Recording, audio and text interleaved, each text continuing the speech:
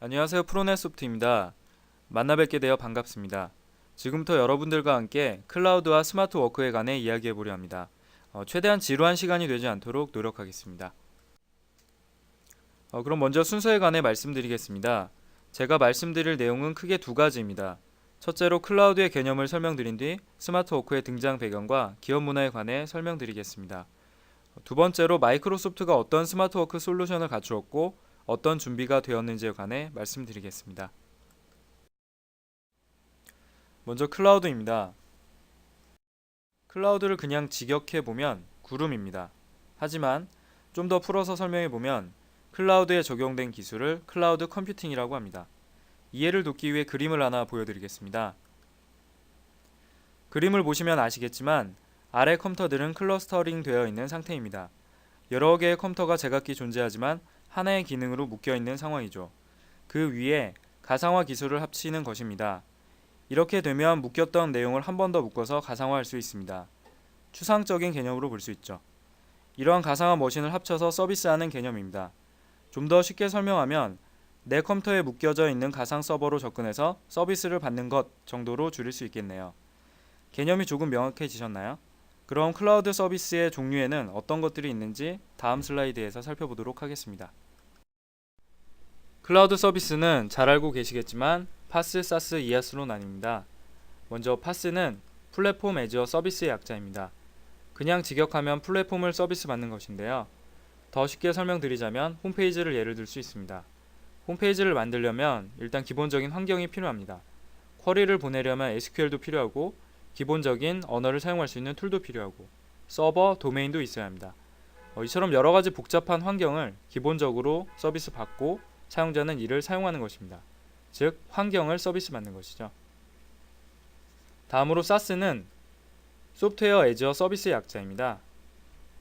이는 소프트웨어를 서비스 받는 것이 되겠네요. 이 역시 사용자가 클라우드 기반의 서버에 접근하여 소프트웨어를 서비스 받는 것입니다.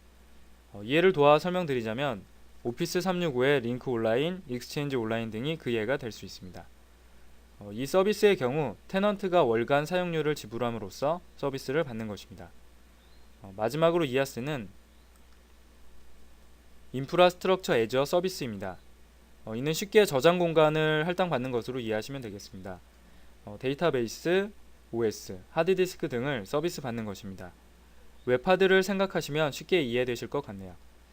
앞 섹션에서 들으셨겠지만 오피스 365는 이 같은 서비스를 모두 제공합니다. 그럼 클라우드에 관한 설명 이 정도로 해두고 다음 슬라이드부터는 스마트 워크의 등장 배경과 기업 문화가 어떻게 변해왔는지에 관해 설명드리겠습니다. 우리나라는 한국전쟁 이후 1960년대 산업화가 시작되었습니다. 여기저기 공장들이 들어서고 그로 인해 수많은 노동력이 필요했죠. 당시의 직원들은 만들어진 회사 내규와 원리 원칙을 당연하게 수용했고 사회적으로 근면성실을 미덕으로 삼던 시기였습니다. 때문에 개개인의 존재가 회사에 큰 영향을 끼치지는 못했고 기업이 단독적으로 비즈니스 방향을 결정하고 추진하는 시기였습니다. 비즈니스는 획일화되어 있었고 회사의 생각에 의해 비즈니스 방향이 결정되는 시기였습니다. 하지만 1990년대 이후 변화가 생겼습니다. 바로 인터넷이 등장하게 된 것입니다. 인터넷의 등장으로 인해 수많은 정보를 가로막고 있던 한계선이 무너졌고 그로 인해 개인은 수많은 정보를 습득할 수 있게 되었으며 온라인상에서 자신을 나타낼 수 있게 되었습니다. 때문에 소통과 행위의 주체는 점차적으로 기업에서 개인으로 넘어왔습니다. 개인이 과거보다 더욱 스마트한 존재로 두각을 나타내기 시작한 것이죠. 미국의 유명한 경영학자 피터 드러커는 이렇게 말했습니다. 경영이란 인간에 관한 것이다. 경영의 과제는 사람들이 협력하여 일할 수 있도록 하고 자신의 장점은 살리고 단점은 배제시켜야 한다. 이 말은 축약하면 두 가지로 정리할 수 있습니다. 그것은 협업과 개인입니다. 비즈니스에서 협업이 원활해야 하고 개인의 존재를 더 이상 묵인하지 않아야 하는 것입니다. 이제는 사람이 곧 경영인 시대가 열리게 된 것입니다.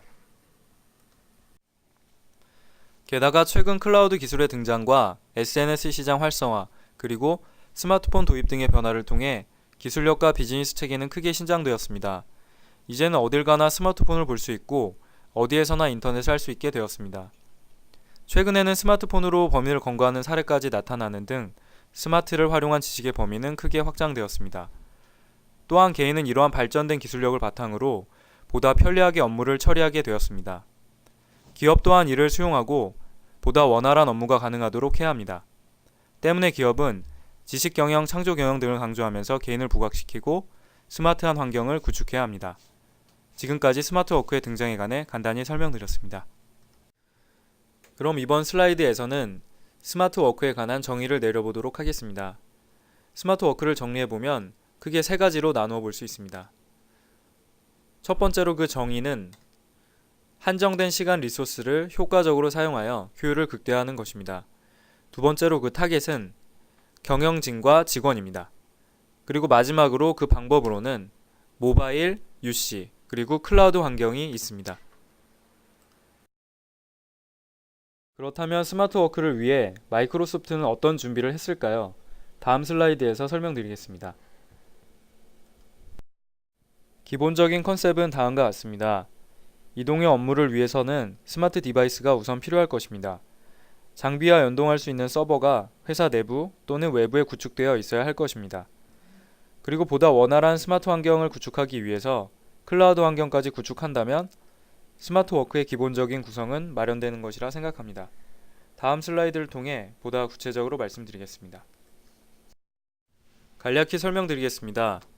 구축 환경은 앞 섹션에서 소개드린 클라우드를 구축하여 온라인 환경으로 기업 인프라를 구축하는 방법이 있고, 내부 보안이 중요한 기업의 성격상 자체적으로 내부 서버를 두고 구축하는 온프레미스 환경, 그리고 두 가지를 혼용하는 하이브리드 방법이 있습니다. 온프레미스란 온라인의 반대말 정도로 생각하시면 되는데요.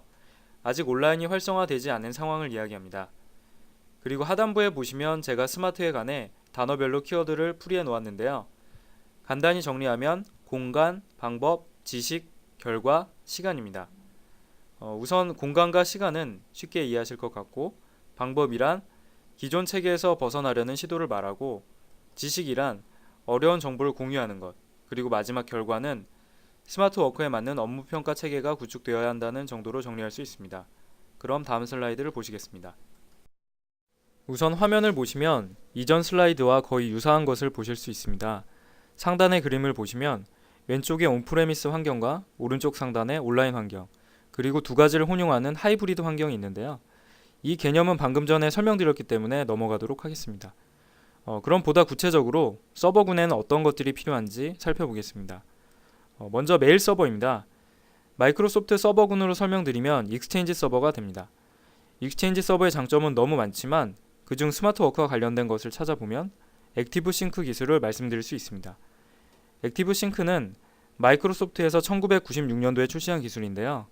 간단히 말해서 모바일 기기, 스마트 장치 등의 디바이스와 서버를 동기화시켜주는 기술입니다. 과거에는 모바일 장비 연동이 크게 중요시되지 않았고, 솔직히 말씀드리면 익스체인지 서버가 일반 사용자가 관리하기에는 무리가 있어서 관리자를 두고 운영해야 하는 제약 등의 이유로 크게 환영받지 못하는 입지에 있었습니다. 하지만 오늘날 모든 스마트폰과 같은 스마트 디바이스 내부에는 액티브 싱크 기술이 탑재되어 있습니다. 때문에 스마트폰과 익스체인지 서버의 동기화 부분에 관해서 최적화되어 있다고 말씀드릴 수 있습니다. 다음은 링크 서버입니다. 스마트워크에서 중요한 것 중 하나는 커뮤니케이션이라고 말씀드릴 수 있습니다. 링크 서버는 쉽게 설명드리면 회사 내부의 커뮤니케이션을 구축하고 이를 여러 가지 커뮤니케이션 수단, 즉 전화, PBX 장비, 스마트폰 등과 연동하여 하나의 통합된 커뮤니케이션 환경을 구축할 수 있도록 해줍니다. 다음은 쉐어포인트 서버입니다. 쉐어포인트는 한마디로 축약하면 공동 작업이 가능한 협업 포털 정도로 이해하시면 될 것 같습니다. 강력한 서치 기능을 가지고 있고 사이트 내에서 모든 오피스 문서 편집이 가능하며 문서를 공동 편집하는 것도 가능합니다. 지금까지 기업에서 구축해야 하는 서버 인프라를 말씀드렸습니다. 정리해보면 회사에서 현재 사용 중인 인프라 파일 서버, 웹 서버, CRM 서버와 함께 스마트폰, 익스체인지 서버, 링크 서버, 그리고 쉐어포인트 서버가 추가로 있어야 합니다. 하지만 다음 시간에 설명드릴 마이크로소프트 클라우드 환경에 오피스 365를 도입한다면 여러가지 유지 비용과 추가 비용을 크게 감축시킬 수 있습니다. 그럼 다음 시간에는 오피스 365에 대해서 데모와 함께 설명드리겠습니다. 클라우드에 대해 궁금하신 부분이 있으시면 언제든지 프로넷소프트로 연락 주시기 바랍니다. 이상으로 프로넷소프트의 권민수 주임이었습니다. 지금까지 경청해 주셔서 감사합니다.